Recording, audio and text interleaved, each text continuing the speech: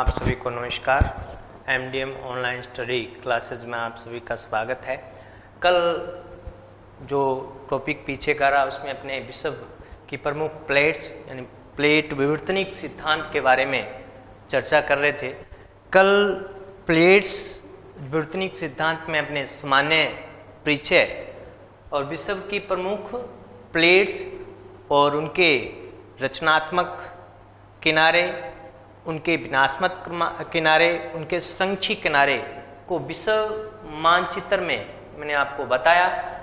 तो जो प्लेट शब्द अगर बात करते हैं तो इंग्लिश में इसको कहते हैं टेक्टोनिक।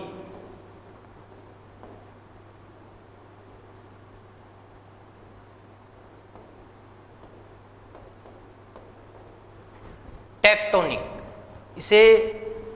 इसका हिंदी अर्थ है विवर्तनिक, जो अंग्रेजी भाषा का ही पर्याय है। और ये जो शब्द है वो ग्रीक भाषा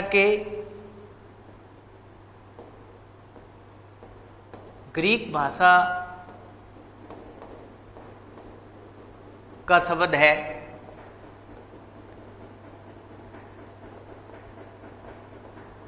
टेक्टोनिकोस से लिया गया है, जिसका अर्थ होता है रचना या निर्माण। इसका अर्थ होता है रचना या निर्माण। टेक्टोनिक यानी कि विवर्तनिक सिद्धांत के अंदर मुख्यतः अपने जो प्लेटें गतिशील हैं, विचरणशील हैं, उनके किनारों का अध्ययन करते हैं। किसका अध्ययन करते हैं? उनका किनारों का अध्ययन करते हैं। और प्लेट में किस प्रकार से ये गतिशील होती हैं, और जब गतिशील होती हैं तो उनका क्या प्रभाव पड़ता है इन पे, उससे बनने वाले जो भूखंड पे अपने को पर्वत, पठार, मैदान, नदियां, द्वीप, चाप दिखाई देते हैं। बलित पर्वतों की उत्पत्ति हम इससे समझ सकते हैं। वे अफ्रीकी जो प्लेट है, महाद्वीप है, इसमें एक भ्रंश घाटी का निर्माण हुआ है। तो वो भी इसी प्रकार से यहाँ पे नजका प्लेट के आसपास आप दक्षिण अमेरिका में देखोगे तो एक पेरू खाई बनी हुई है। ऐसे ही यहाँ पे भारतीय प्लेट में काल स्वर्ग कटक का निर्माण अटलांटिक महासागर के अंदर एक रिज बना हुआ है, जिसे अटलांटिक कटक के नाम से जाना जाता है। तो ये अपने कल बातें कर चुके थे। अब बात करते हैं अपने प्लेट की सीमाएं, यानी प्लेट के जो प्रकार हैं उनकी बात कल अपना टॉपिक था। तो ये प्लेट की सीमाएं हैं, ये प्रकार बोल सकते हैं। अपसारी सीमाएं, अभिसारी सीमाएं, रूपांतर सीमाएं। अब ये प्लेटें किस प्रकार से खिसकती हैं, क्या आपस में पास पास आती हैं, दूर जाती हैं, एक एक प्लेट का अपने अध्ययन करेंगे। तो सबसे पहले मैं आपके सामने अभिसारी प्लेट, जो कन्वर्जेंट प्लेट बाउंड्री है, यहाँ प्लेट किनारा है, उसकी चर्चा करने जा रहा हूं। तो अभिसारी प्लेट होती क्या है? यानी कि स्थल खंड के ऊपर जो आपको महाद्वीप दिखाई देते हैं, जैसे उत्तरी अमेरिका महाद्वीप, दक्षिणी अमेरिका महाद्वीप, अंटार्कटिका महाद्वीप, या छोटी छोटी और प्लेटों में कल अपने विभाजन किया था नजका। तो ये किस ओर जाती हैं? एक दूसरे से अलग भी होती हैं और किसी प्लेट से जाके टकराती भी हैं। जब दो प्लेटें या दो स्थलखंड जब एक दूसरे के ओर आते हैं, मिलते हैं, तो उनको क्या कहते हैं? अभिसारी प्लेट या कन्वर्जेंट प्लेट कहते हैं। इस प्रकार से जिसे चित्र में भी आप देख रहे हैं, ये इस तरह से एरो दिखाया है। एक कॉन्टिनेंटल प्लेट है, इधर भी ओशियन प्लेट है। ये चित्र मैंने आपको बताया यहाँ पे। तो ये एक दूसरी, एक महासागरीय प्लेट है, एक महाद्वीपीय प्लेट है, आपस में टकरा रही है, उसे अभिसारी प्लेट के नाम से जाना जाता है। मैं आपके सामने एक प्लेट का उदाहरण दे रहा हूं। तो इस प्रकार से आप देखेंगे ये कॉन्टिनेंटल प्लेट और ओशियन प्लेट है। जब इंडिया की बात करें तो इस तरफ वाला जो भाग है वो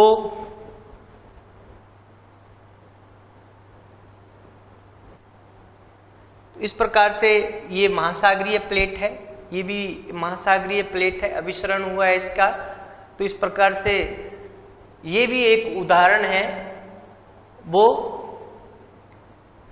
अभिसारी प्लेट का।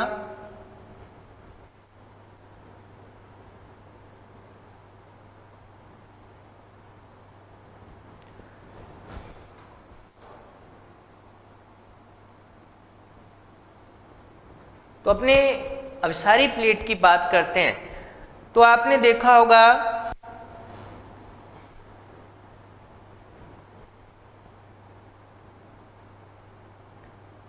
विश्व के अंदर ये जो अफ्रीका प्लेट है, ये अरबिया प्लेट है, ये भारतीय प्लेट है। इस भारत की अगर बात करें अपने, तो इस जगह से जैसे एक प्लेट इस तरह से ये प्लेट का गमन कर रही है, कोई ये वाली प्लेट ऊपर की ओर जा रही है और यहाँ पे भारत में एक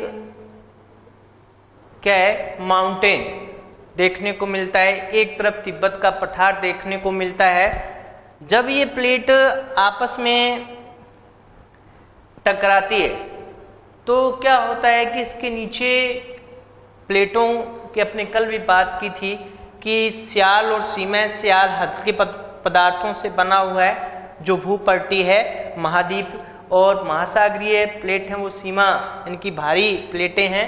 तो जो भारी प्लेट और हल्की प्लेट टकराती है तो हल्की प्लेट ऊपर उठ जाती है और भारी प्लेट उसके नीचे धंस जाती है। तो ऐसा ही कुछ हुआ। भारतीय प्लेट के जो ओशन उससे महासागरीय प्लेट माना जाता है, जो यूरेशिया प्लेट के नीचे की ओर जा रही है। तब ये वाला जो क्षेत्र है यहाँ पे देख सकते हैं आप, जिसे मैं एस्थनोस्फीयर कहते हैं, दुर्बलता मंडल या मेंटल के नाम से भी इसे जाना जाता है, मेंटल भी बोल सकते हैं इसे। सीमा परत का नाम जाना जाता है। सीमा परत का 200 से 700 किलोमीटर का जो भाग है वो तरल अवस्था में, प्लास्टिक अवस्था में है। ये जो एस्थेनोस्फीयर परत है, इसके अंदर नीचे रेडियो एक्टिव पदार्थों की अधिकता होती है। कल अपने बात भी की थी, रेडियो एक्टिव पदार्थों की अधिकता होती है। और जब ये बहुत ज़्यादा यहाँ पे इकट्ठे हो जाते हैं तब इनको मैग्मा चैम्बर का नाम दिया जाता है। बहुत ज़्यादा इकट्ठे हो जाते हैं तो इनको मैग्मा चैम्बर बोलते हैं।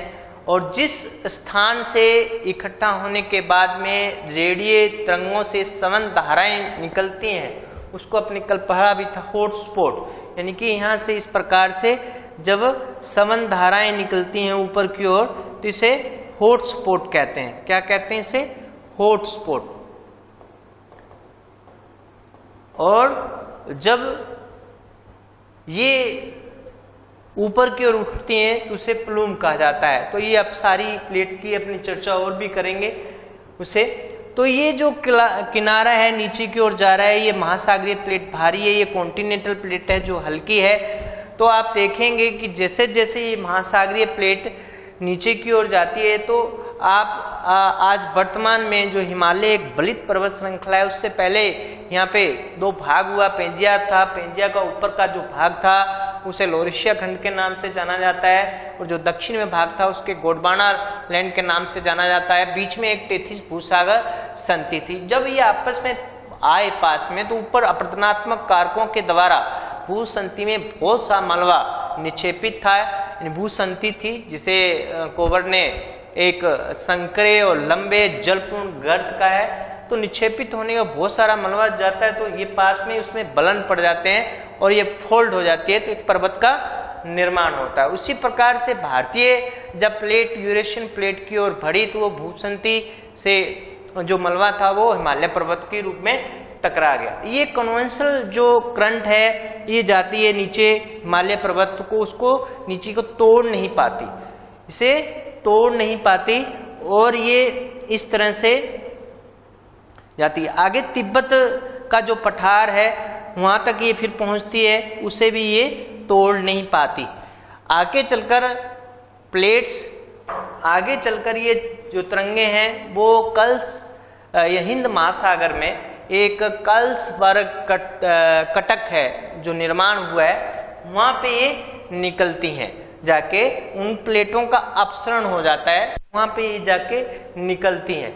तो ये बार बार धक्का देती हैं, बार बार धक्का देने के कारण वो धड़ जो भूखंड बहुत कॉन्टिनेंटल है उसकी मोटाई काफी अधिक है, यानी कि हिमालय पर्वत जो है 8,848 फीट की ऊंचाई पे है। तिब्बत भी दुनिया की जो छत कहा जाता है। तो ये जो समन धाराएं हैं उसे बार बार धक्का देती हैं और हिमालय पर्वत धीरे धीरे उठता जा रहा है। अब ये जो तरंगे हैं यहाँ से न निकलने के बाद में ये पहुंचती हैं हिंद महासागर में, और हिंद महासागर में जहाँ इसको धक्का देती हैं और वो जो कमजोर भाग होता है उसको तोड़ देती हैं। तोड़ देने के कारण वहाँ पे एक लावा प्रकट होता है, यानी कि मैग्मा होता है, वो लावा के रूप में प्रकट होता है और एक रिज का निर्माण करता है जिसे कार्लसबर्ग कटक के नाम से जाना जाता है। तो इस प्रकार से ये जो प्लेट है वो अधोगमित होती है। यहाँ पे बहुत सारा मैग्मा जो बनता है,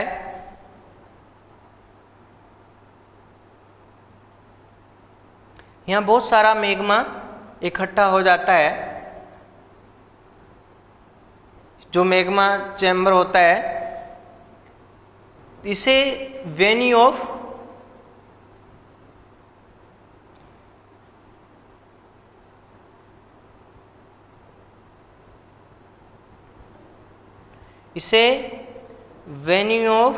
जोन कहा जाता है।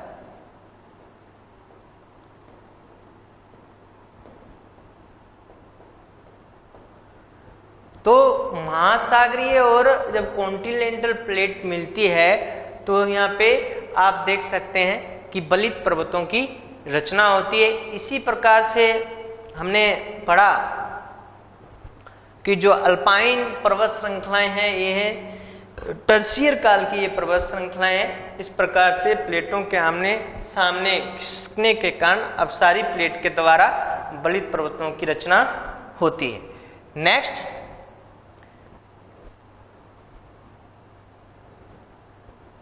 तो ये भारतीय स्थिति थी जुरेसिक काल में। जैसा मैंने आपको वेगनर के महाद्वीपीय प्रवास सिद्धांत में बताया था कि इंडिया की स्थिति की बात करें अपने, तो देखो 71 मिलियन ईयर्स एगो ये लगभग दक्षिण के अंदर था, अंटार्कटिका के आसपास। धीरे धीरे 55 मिलियन ईयर्स एगो ये थोड़ा सा भूमध्य रेखा को पार कर गया।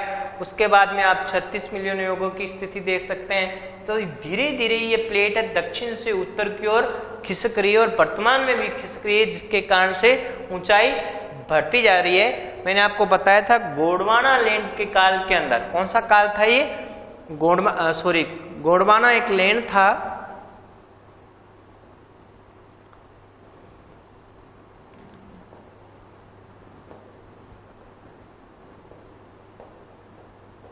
गोंडवाना लैंड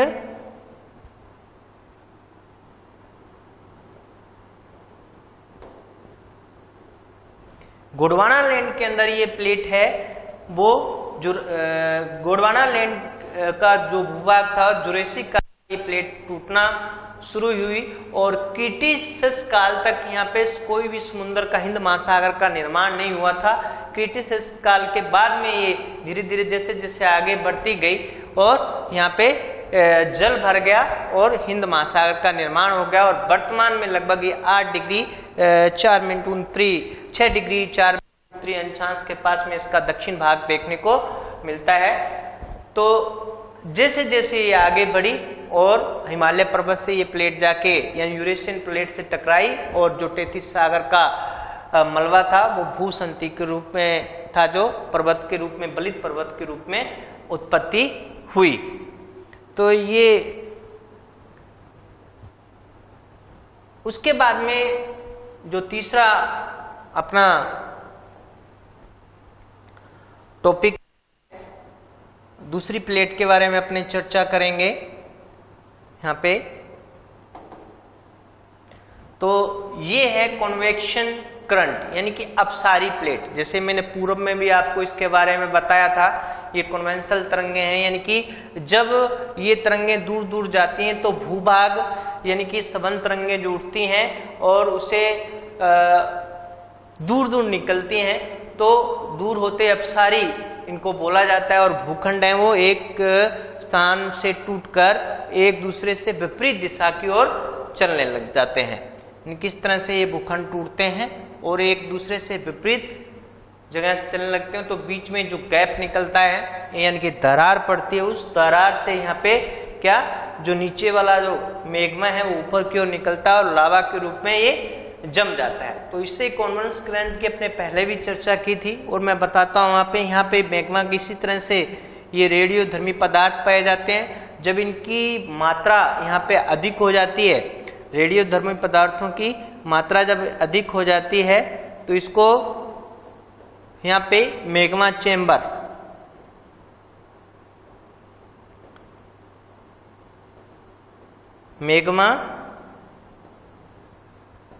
कहा जाता है। अपने पहले भी इसको पढ़ा था। तो मैग्मा चेम्बर, जब ये मैग्मा चेम्बर से सघन तरंगें ऊपर की ओर उठती हैं जिस स्थान पे, जैसे ये जो तीर का एक निशान आपके सामने दिखाई दे रहा है, यानी कि जिस स्थान से ऐसे मैग्मा चेम्बर बहुत बन जाते हैं, पर ये जो मैग्मा है लगभग 1200 डिग्री सेल्सियस के आसपास पिघलकर बहुत ज़्यादा ताप निकालता है। उससे सघन तरंगें धरातल के नीचे यानी कि एस्ट्रोस्फीयर में धरातल के नीचे ये तरंगें उठती हैं। इन्हें सघन तरंगें कहा जाता है। ये होम्स ने 1930 में अपना एक सिद्धांत दिया था, उसके बारे में आगे चलकर अपने विस्तार से पढ़ेंगे। तो ये ऊपर की ओर उठती हैं और ऊपर की ओर उठकर ये इस तरह से जो मैप में दिखाया हुआ है गति करती हैं, और जैसे ही ये ऊपर के धरातल से टकराती हैं, भूपटल से, महाद्वीपीय या महासागरीय क्रस्ट से, उसके अंदर दरार पैदा करती है। तो इस प्रकार की ये तरंगें बार बार उठती हैं, बार बार धक्का देती हैं, उस क्षेत्र को कमजोर करते हुए उसे तोड़ देती हैं। तो ये जहां क्षेत्र से ये सघन तरंगें उठती हैं, इसे क्या कहते हैं अपने हॉटस्पॉट।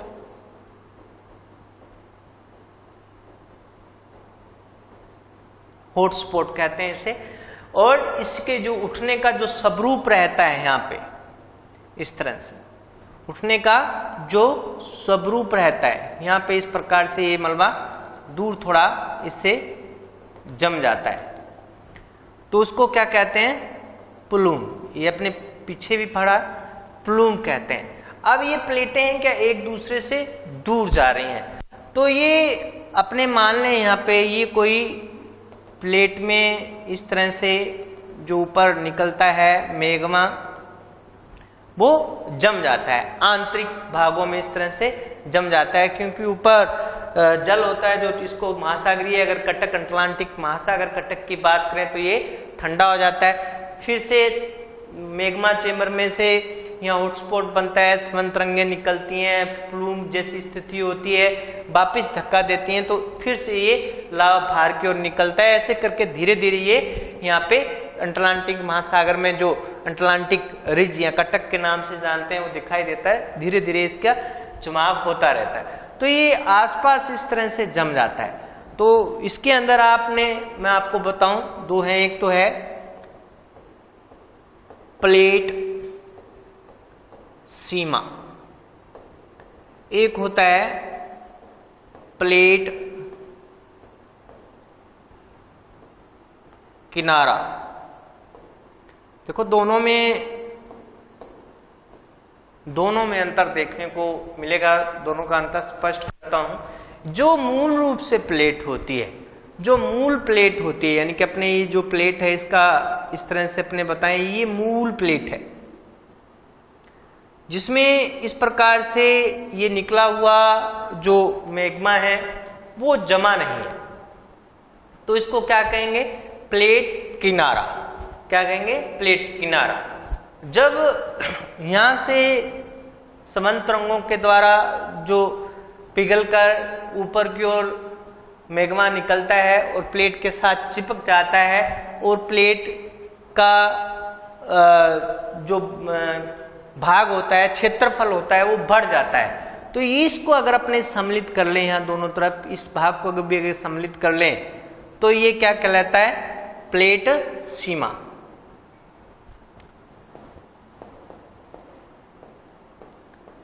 ये कहलाता है प्लेट सीमा। अब इस प्रकार से ये जो तल आपको दिखाई दे रहा है, यानी कि ये जो इस तरह से अगर ऊपर की ओर अपने मैं चित्र में आपको समझाऊं, यहां से ऊपर की ओर, यहाँ पे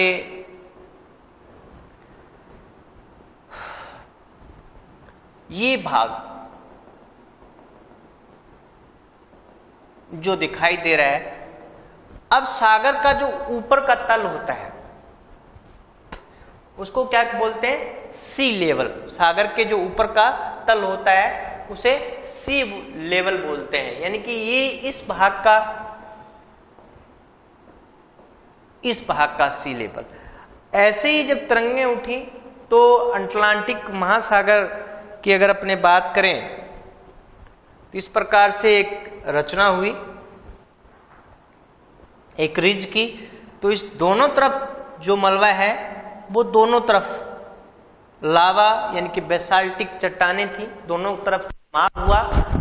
और जो अटलांटिक महासागर के ऊपर वो सी लेवल है, उसकी अगर चौड़ाई की बात करते हैं तो इसके अंदर ये वाली जो चौड़ाई है ए से बी की ओर, यही मापेंगे तो ये इसका सी लेवल इतनी चौड़ाई का निकल जाएगा। आप बात करें कि जो मलबा वो नीचे से उठा है तो सागर नितल का प्रसार हो रहा है। सागर नितल ऊपर नहीं है, ऊपर सी लेवल है। सागर नितल का फैलाव कहाँ हो रहा है? नीचे की तरफ। तो ये जो तरंगें जब यहां से उठती हैं तो ये होगा इसका सागर नितल।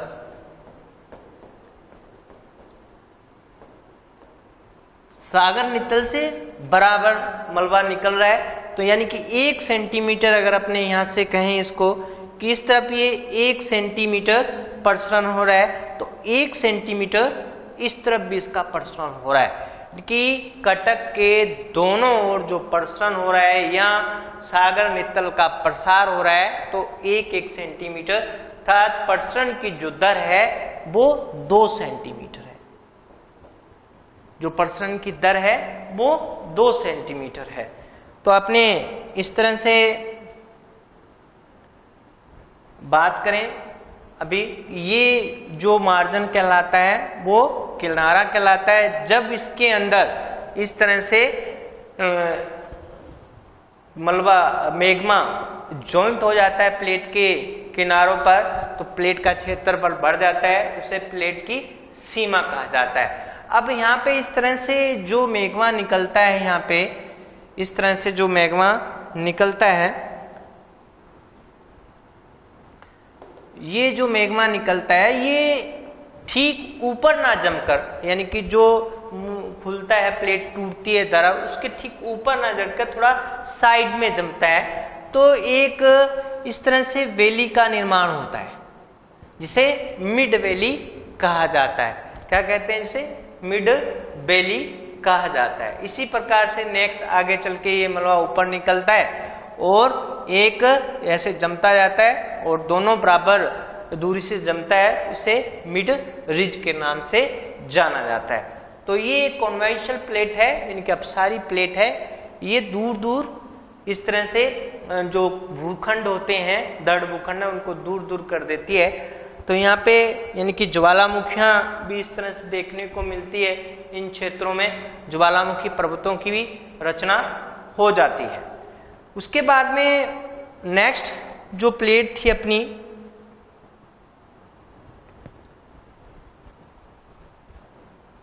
का उदाहरण है वो है रूपांतर सीमा। यानी कि जब प्लेटें ना तो इस किनारे कोई रचना होती है इन प्लेटों के और ना ही इसके किनारे कोई रचना होती है, ना कोई रचना इस प्लेट के किनारे नहीं होती।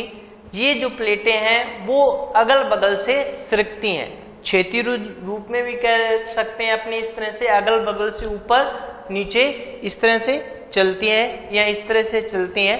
तो भ्रंश का निर्माण होता है। किसका निर्माण होता है? भ्रंश का निर्माण होता है।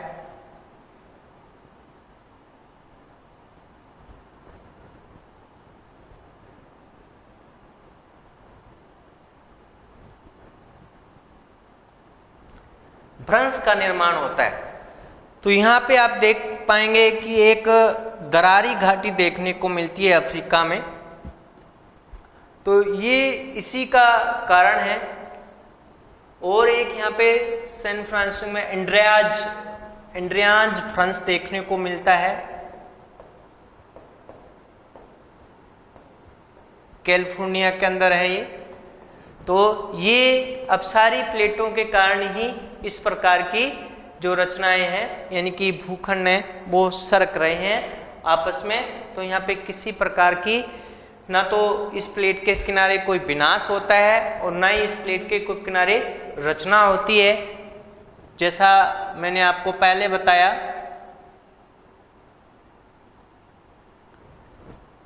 तो इसके किनारे रूपांतरण सीमा यानी कि बोल सकते हैं इसको, तो इसके किनारे भ्रंश का निर्माण होता है। तो ऐसा कैलिफोर्निया के अंदर ऐसे कई उदाहरण और भी देखने को विश्व में मिलते हैं। तो प्लेट टेक्टोनिक जो सिद्धांत है मूल रूप से वर्तमान में यानी कि पहले की अगर बात करें 1620 से किस बात करें, उसके बाद में वेगनर महोदय ने अपना 19वीं 20वीं शताब्दी में एक सिद्धांत दिया। उससे पहले एबी टेलर महोदय ने दिया। तो इन सभी ने यानी कि खंड हैं वो गतिशील है। इसके कई प्रमाण पहले भी मैं आपको बता चुका हूं और कई प्रमाण इसके दिए हैं, कई प्रमाण इन्होंने बताए हैं। तो ये प्लेट टेक्टोनिक सिद्धांत वर्तमान में भूखंड के ऊपर दिखाई देने वाले महाद्वीप, पर्वतमालाएं, ज्वालामुखी, द्वीप, सागर और भ्रंश आदि के बारे में इस सिद्धांत से अपने को ज्ञात होता है।